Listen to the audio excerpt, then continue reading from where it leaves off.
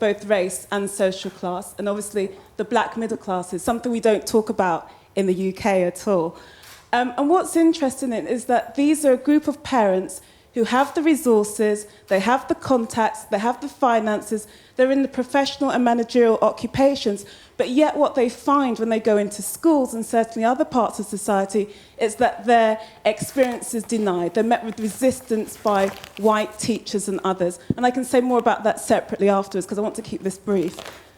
A question for colleagues on the left, Goodhart and Sewell. Are we on the left or the just from where she's sitting? On my left, on my left. I don't want to get into politics. I'm very interested in terms of the education debates around looking at ethnicity, but also making it a little bit more sophisticated, looking at how ethnicity works with social class. And the best proxy we have for that is free school meals. Can you say something about why it is that if you're white and from an advantaged background, that you achieve so much better than if you're black and from an advantaged background? Can I answer that? Yeah. It's just the two questions are similar. You know, this thing about the North, yeah? Which I think for me, my kind of Damascus experience, really, to move me across to this was really, because I'm a Londoner, you can see by my accent, and to go up to the north of England and to teach there at the University of Leeds, yeah, well, even Scotland, it just took me into another world, and it literally is another world. I mean, then I realised that all the stuff that we were having in London was small. The big issue, the big significant divide in this country is our geographic divide. Believe me, that whole experience of being, if you like, white working class or even black working class in the north of England compared to what goes on in the south is something we don't talk about enough.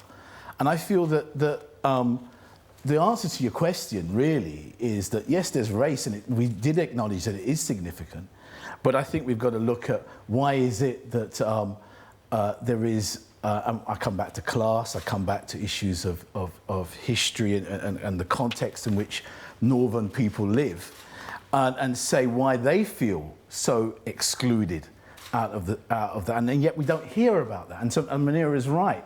We've privileged race, in a sense, in the debate and not talked about enough about the complexities of it when we had this issue around class. And, you know, I can't even remember what your question was. What was that about now? Okay, you were talking about... Remember the question, we need to move on, so there's other people who want to say something. Something about Gentleman race. here in the front. Hang on, just the person with the mic has to speak, otherwise we become completely chaotic. Just a question for Joseph. There's a guy up there, the brother up there at the back there who wants to... Joseph, just a question. You wrote that, as a black man, I admit I am bound to suffer from prejudices of my own. I cannot be racist, however, because the global order I do not belong to the dominant group. My question to you is, does a notion of victimhood and the feeling that we as minorities are the only ones who can be victims prevent us from giving real solutions to living more successfully in a multicultural society? Right. The point I was making in that piece was about racism being jointly about prejudice and power. That prejudice is a human condition. It's, you know, we all have it, as Razia was saying earlier. Bias is kind of almost innate within human beings, but it's that mixture of power. And I could have said in that piece that, you know, the reason, if anyone complained about what I'd written in that article, they could have gone to my white editor or his white boss or her white boss. And along the chain, even though I was writing this piece in The Guardian and people said, oh yeah, but you're privileged in the way that, you know, people say, oh, well, middle class and privileged or whatever, you're still effectively working towards an agenda which is set by white people.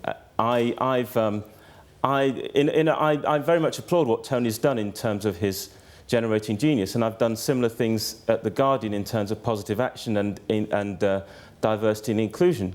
And I can assure you that the more you peel away the layers, the more you think it's quite a simple thing to actually to have a properly inclusive, equal system of employment, recruitment, and editorial content, the more difficult it becomes as you realise the innate, inbuilt institutional structures that are there to keep the system as it is.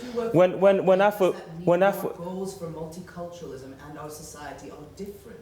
Well, multiculturalism is a notion of victimhood. I don't see that has a relation to multiculturalism as such. But if you want to talk about multiculturalism, then fine, because I think what's happened in the last few years with the debate, which David effectively prompted, is the fact that this idea of difference has become something which is not to be tolerated. We had Gordon Brown talking about his Britishness. All politicians, we had David Cameron with his speech in Munich last year. Politicians try. Well, not be tolerated. Nobody has suggested if you could let me answer the question.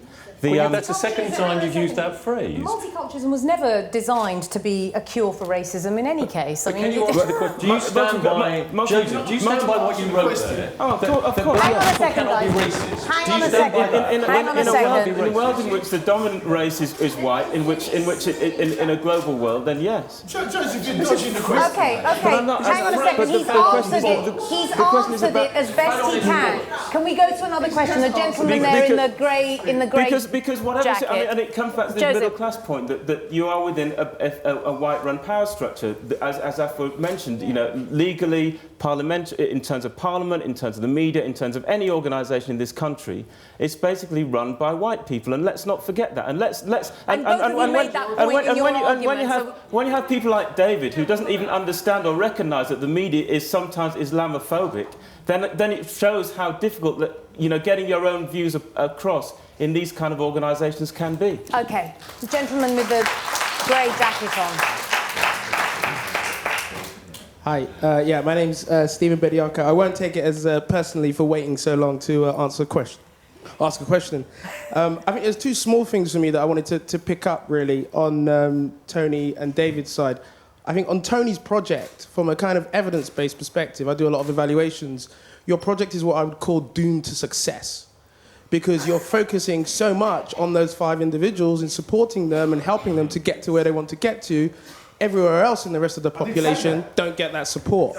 So, it's not really representative. It's not really representative. Even though it's a great thing, and I agree with it, it's not really representative.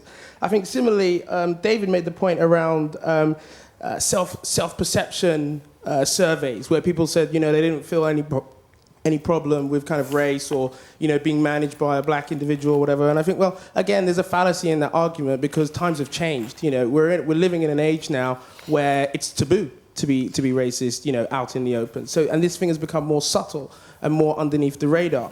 And then I think there's a third point I wanted to make, which links into Afua's point, and then also something that the lady down there said.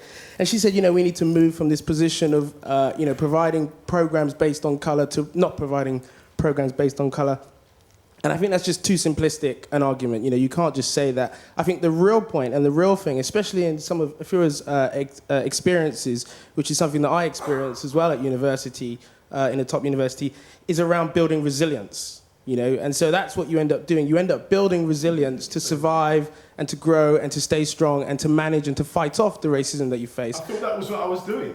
Yeah, but you need to for be... a small group of people. It's an interesting idea, building resilience as opposed to what you were talking about, which is victimhood. Exactly. Okay, we're going to go over to this side here. We haven't had the guy there just in the front, yeah.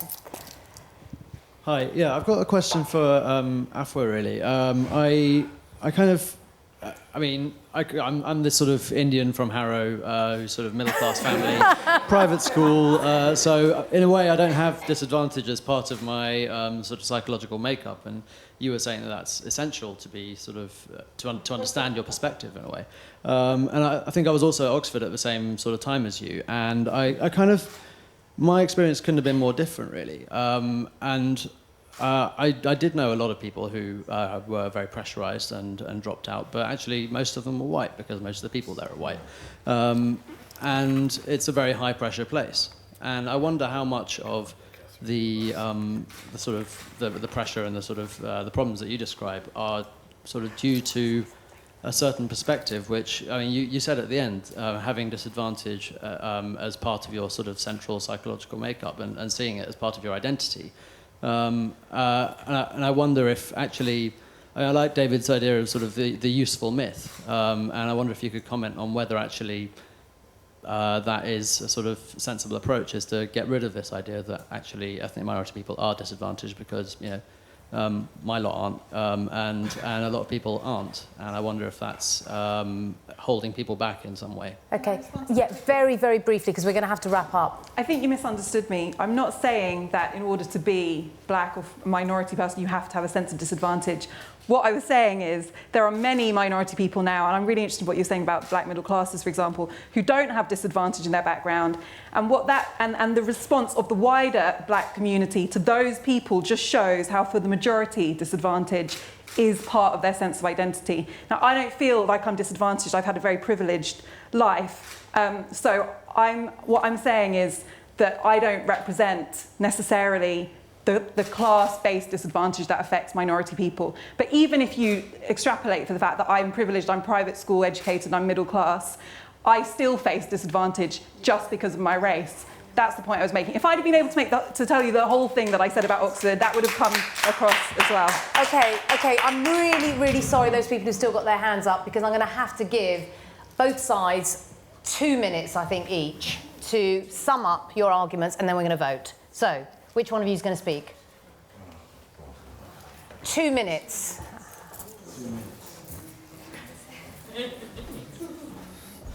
Okay, I'd like to just pick up one point that was raised here that sort of resonated for me, and that was the notion of resilience. Because resilience doesn't necessarily mean that, and it's quite an interesting notion, because in some ways it really does ask ourselves the hard question about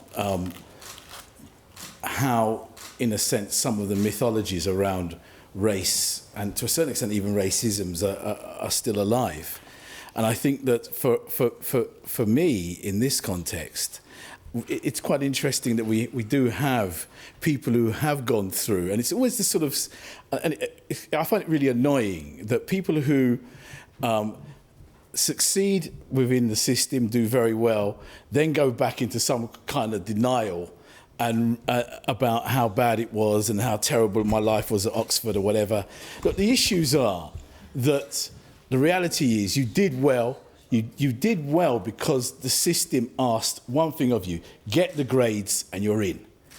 And it asked that of you. You're going to have to let him speak, please. It asked that of you, and you came up to the story. I had a group of boys who, in a sense, were from inner city backgrounds, rough schools, and they got through because they had the resilience to get through. And the biggest thing that they would say to this audience, and I know my boys, if they were up here, they would beg you to vote for us, because what they would say was that the clear burden that was lifted from them was the burden of race. The burden of race that locked them into a certain kind of perspective. And my brother here from Los Angeles, the American example is the worst one. It's just that place where people are locked in by race. They can't move. Affirmative action was put in. Let me finish. Affirmative action was put in. Let me finish. Tony. Yeah, I can't get more. Okay, look, you're going to have to let him speak. You've got about 30 seconds left. Affirmative action was put in, and ironically, the middle class African Americans and Jamaicans took advantage of that, and black working class people missed out on that boat. And what I'm trying to get at is that we see the real issues of class, of caste, of other factors in this as being the key one now. Post the Brixton riots or uprisings, as Joseph has alluded to, that is the key element, and we've got to look at this in a much more complex way, and we've got to move it forward for our children. Thank you very much, Tony.